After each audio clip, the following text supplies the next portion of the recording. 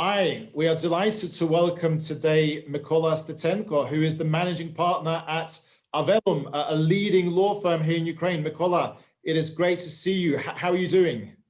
Thank you, Andy, for inviting. We're doing well. It's been an interesting year for us as well as for many other people, but so far so good.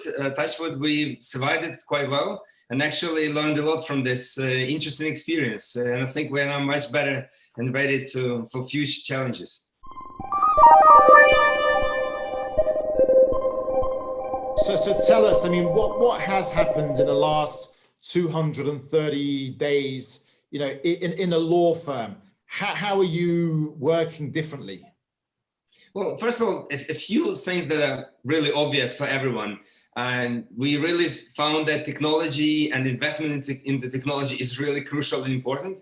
And we're happy that we have invested heavily into it.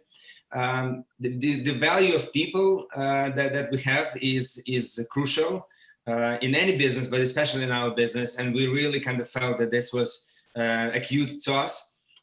Communication, also an obvious thing. It turned out to be really important to speak to people, to communicate to people. And I think we still can do more even now, but at least we're doing the basic minimum that is we used to do in the office. You would meet people, but now you need to do it quite often online. So, and the office use is we are now rethinking how we can use our office and what we need with what we don't need. But these are the obvious things that everyone kind of had in their minds. What is less obvious to us? Well, first thing, we actually grew through this crisis. We had some restructuring. Some part of our team restructured into a separate law firm, but at the same time, we actually got 10 more people through internship. We really saw that looking strategically into long term, you have to invest into people, you have to invest into future development of the business, and it's really important to help from the social perspective, to help students who just graduated to find their job. So we decided to continue our internship program, which was a bit strange because it was in the middle of the lockdown, so not many people were in the office, but we managed, and we got a healthy bunch of 10 new junior attorneys who passed successfully through internship, and I hope they will pass through the rest of the program and will become proper associates with us. It was a surprise to us as well that we were actually quite ready for in terms of technology, to do this online. We've been doing the remote desktops for years, but when you do it occasionally, that's one thing. When you do it on a daily basis, that's another thing. But it turned out to be that we were quite prepared. And another thing that I call it lockdown legalized the webinars. If you remember, the technology was there for quite a while. We could do webinars, all of us, on a regular basis, but we didn't. We preferred live meetings with clients, with colleagues. And but now, with the lockdown, everyone is into webinars. And I actually think there are a lot of advantages to it. It doesn't mean that you don't have to do live meetings. It's important. But actually, when you do educational webinars, educational breakfasts as we used to do, it saves a lot of time to our clients, to us, and people find it really useful. And you can record it and then send the recording to our clients afterwards, and people really like it. So, and the last less obvious thing for us is that we reviewed our statistics and reporting processes, and we found that we can definitely do our statistics for the whole firm on a weekly basis rather than on a monthly or quarterly basis. And it gave us the opportunity to feel the firm on a really almost daily basis. So I think despite all the challenges, we got out of the first part of the lockdown, at least, quite strong and healthy. So. Well, that's fascinating. I think what you mentioned about the interns, I think that's just so good to hear that, you are taking on the interns and bringing them in straight from university. I think that's a real sort of international practice program that we have seen across, the UK and the US, and I think that's great to hear. But in terms of, I mean, we always hear about the challenges, but opportunities. I mean, what have been the key opportunities that you've seen sort of in the business? And then secondly, the fact that you're saying that you're already reviewing the office, why do we need an office? I think, many organizations are looking at this now. And, what's your thing? Where are we going to be post-COVID? I mean, is this the new normal? I think it's definitely a new normal. In terms of opportunities, for clients, we saw that there will be a lot of distressed M&A. But as it turns out, what our clients did in April and May, they slowed down or put on hold their investment plans and decided to take a wait-and-see approach. But then in June, July, and especially August, we saw that all those delayed transactions have been brought back, and we had a really active summer. So in terms of the number of transactions and the volume of transaction, we are back on track, and I even would say that in terms of the volume of transactions, the size of transactions in the M&A market, for example, they are becoming bigger. We see that clients have also reshifted the way they operate, and most of them are getting out of the lockdown quite well. So in terms of opportunities for clients, we just needed to go through that low period in April and May, and then be ready for the new challenges. In terms of other opportunities, in our internal operations, office is a great example, actually. I was thinking that we would, in 2 or 3 years, the way we were growing, we would need to move to another office.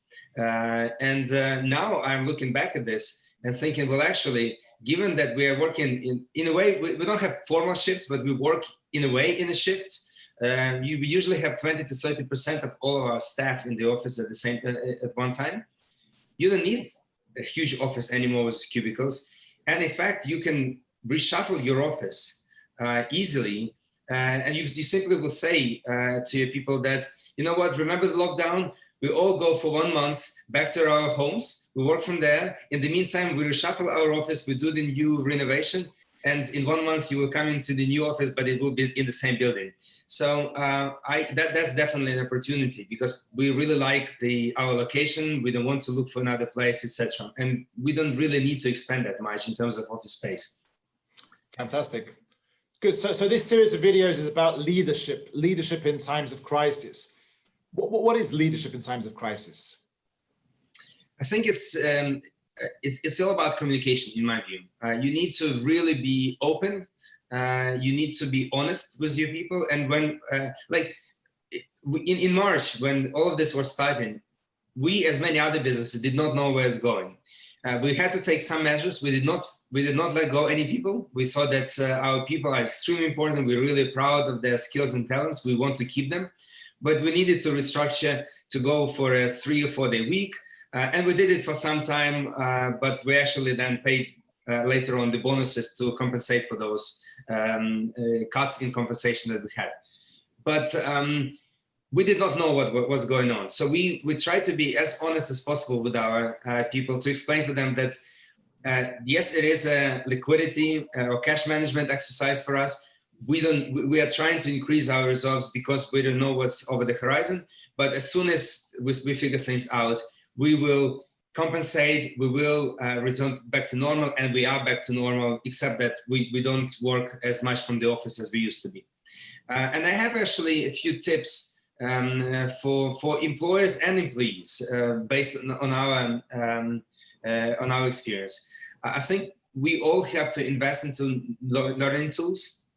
Since we are now back at homes, working from home a lot, there is less opportunity to communicate in person, but there are so many even free tools or cheap, inexpensive tools that for learning, both the soft skills and the hard skills, also some webinars.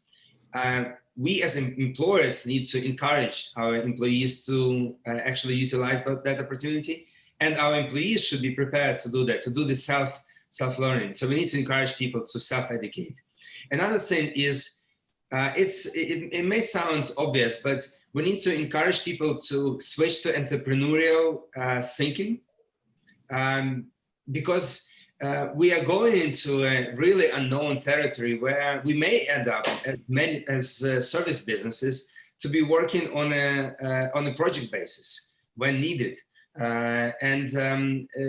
This is really entrepreneurial, and people have to start getting prepared for that.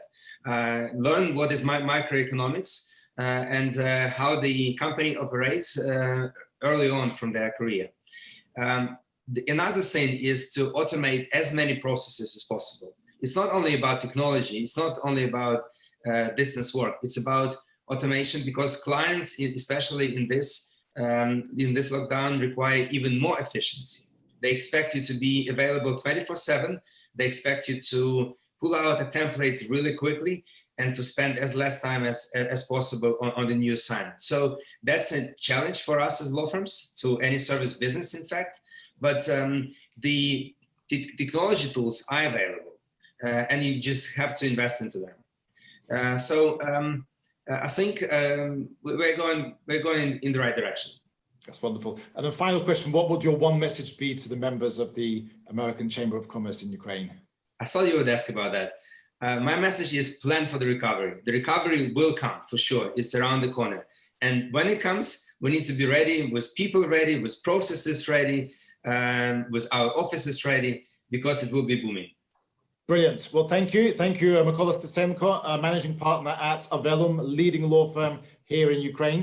Thank you for everything you do to support the members of the American Chamber of Commerce. Thank you for your active involvement and your great team on the committees and making Ukraine a better place where to do business. But in order to do that, you need great lawyers. So thank you for everything you do. Stay safe, and I hope to see you soon. Thank you.